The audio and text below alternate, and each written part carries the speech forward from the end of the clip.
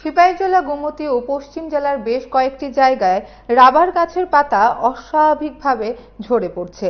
এর জন্য দরকার বিশেষ ওষুধ স্প্রে করার, কিন্তু সংশ্লিষ্ট কর্তৃপক্ষের চরম উদাসীনতায় দিশেহারা রাবার চাষিরা। এই সময়ে রাবার বাগানে পাতা ঝরে পড়ার সমস্যা দেখা দেয়। এই সমস্যা নিরসনে প্রয়োজন বিশেষ ওষুধ স্প্রে করা, কিন্তু সরকারিভাবে এখনো বিশেষ ওষুধ স্প্রে করা হয়নি বলে অভিযোগ রাবার চাষিদের। সিপাহী জেলা গোমতী ও পশ্চিম জেলার বেশ কয়েকটি জায়গায় রাবার গাছের পাতা অস্বাভাবিকভাবে ঝরে পড়ছে।